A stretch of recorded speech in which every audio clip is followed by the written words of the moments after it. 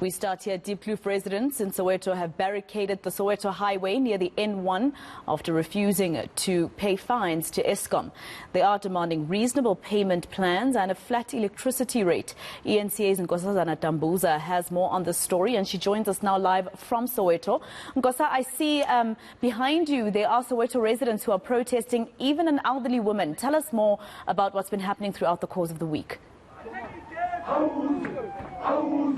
Yes, Mr. So community members from Diepkloof Zone 3 have taken to the streets in protest over the ongoing power outages in the area after Eskom disconnected the power 2 weeks ago, citing high energy losses that it says are caused by illegal connections, meter bypassing and the purchasing of electricity from ghost vendors. So the residents are now marching through the streets of the township. At the moment, they're just mobilizing the entire neighborhood to join in on the protest, saying that this is a problem that is faced by all in this community. It's a crisis that affects each and every one of them. So young people and old or alike are all participating in this fight for electricity. And just to give you background, Maseko, this all started on the 23rd of November when Eskom cut the power supply into this area and served the customers with papers stating that each household needs to pay a fine of 6,000 rands in order for the power to be restored. And the reason why Eskom did this is that it says it has lost revenue of up to 96 million rands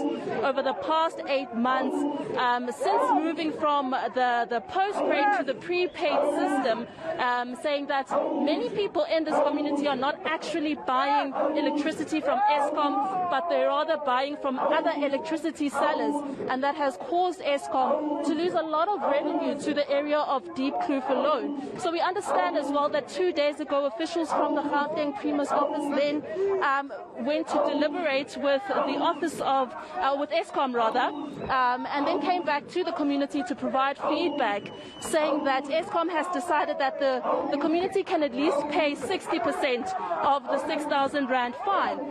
But the residents saying this is just way too much. They cannot afford that, and they're only willing rather to pay 30% of the fee, which I understand amounts to about 1,200 rand from each household. And they're also saying that they are just not willing at this point to even negotiate with Eskom because they're living in the dark, that they cannot talks rather with Eskom just cannot even be furthered until their lights are switched back on. So they've been taking to the streets throughout the week, blocking the roads.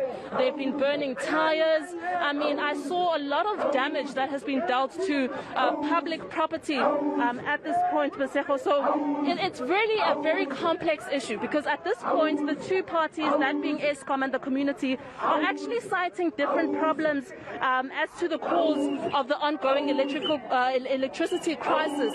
And in terms of the electricity provision, because I will tell you, Maseko, that when I spoke to the community members throughout the week, they are saying that 5 years ago, Eskom came into this area, Eskom technicians that is, to install meters, or rather to remove meters and to install new prepaid systems, but that work was left unfinished. They say that a lot of the users actually don't even have Eskom accounts to this point. They don't have all the necessary items that they need to actually be able to purchase electricity from Eskom. So that is why they've had to resort to ghost vendors.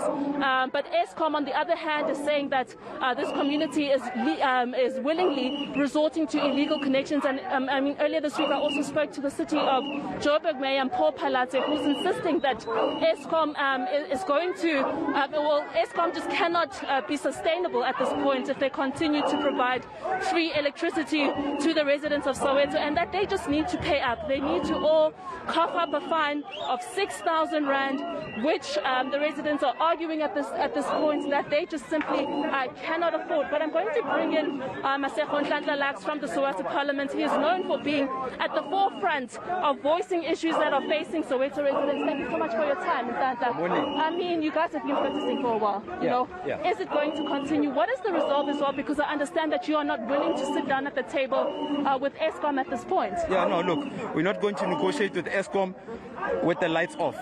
Our grannies are dying every day. She's diabetic. This morning she injected herself with insulin that hasn't been in the fridge for the last 2 weeks. Madness. Our people can't live like this. It's unconstitutional. It's not even a thing of our being fair or please be nice to us. No, don't be nice to us. We're not friends. Just be constitutional. Just respect the laws of this country. We've got illegal communities, squatters, informal settlements with illegal foreigners with illegal connections that are visible on top of our heads. Eskom will never dare to go to those communities. They go to communities of South Africans and they switch off electricity and they demand 6,000 rands as a condition for reconnection. That's insane. This community relies on 350. We'll be incredibly insane to allow that. Where is Pravin Gordhan? Where is the leadership of this country? Where are they now? When it's time to vote, they are everywhere. But when the people are suffering, they are nowhere to be found. And let me tell you, if the leadership of this country, the political leadership, doesn't show serious political will, the people have started. They will continue to lead themselves. And we will be seen as enemies, and we will be demonized, and will be classified as people who are inciting violence. If you want someone who's inciting violence, go to the CEO of Eskom, go to Mpopalati, who is the spokesperson of Eskom, and go arrest them, because their actions, this is the result. They incited this reaction. So no one here can ever be called an inciter of violence. Look, I want to say something very sensitive, extremely sensitive. If the president does not take this issue as a national issue, because it's not only affecting Diepkloof Zone 3, they promised to shut down the whole of Soweto. When we move here from Diepkloof, we're going to make sure Naledi has lights, Brampisha will have lights, White City will have lights. This is not a special community. This is a problem that we are encountering the whole of Soweto. So the last comment I'm making is that if you want to know what happened in 1976, continue behaving this way as a government, as leadership, as Eskom. Rengengang Eskom, the company among Eskom. I lure Eskom yapallo.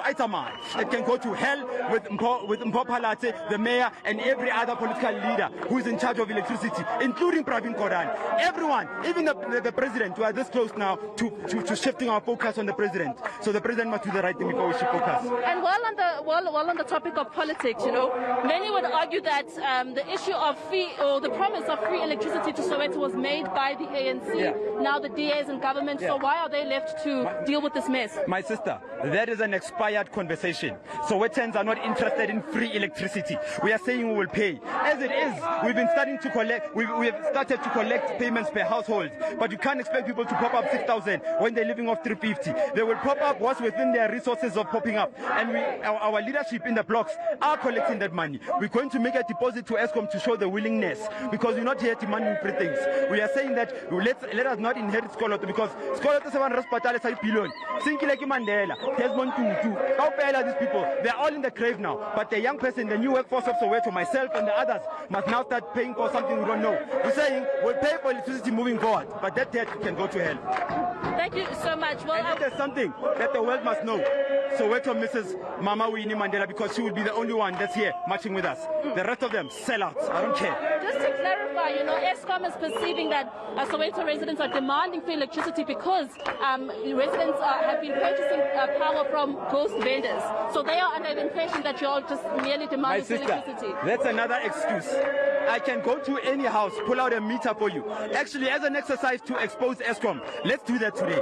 Let me take out these machines that they gave to the people and go buy electricity with you and put it in and show you that thing doesn't work. The subcontractors looted Eskom. Now, as a result, they don't want to hold the subcontractors accountable. They want the people to pay for their mistakes. Eskom doesn't have any infrastructure on the ground. It doesn't have the human element to run its administration on the ground. Eskom has run itself down. There is no one to blame. Thank you so much, Untitled Chapter from the Soweto Parliament. As you can hear, myself, are very complex issues. At this point, Eskom and the community are arguing different things, and we don't know how long this will continue, but we know that the community is saying that they will intensify the war, they call it, against Eskom.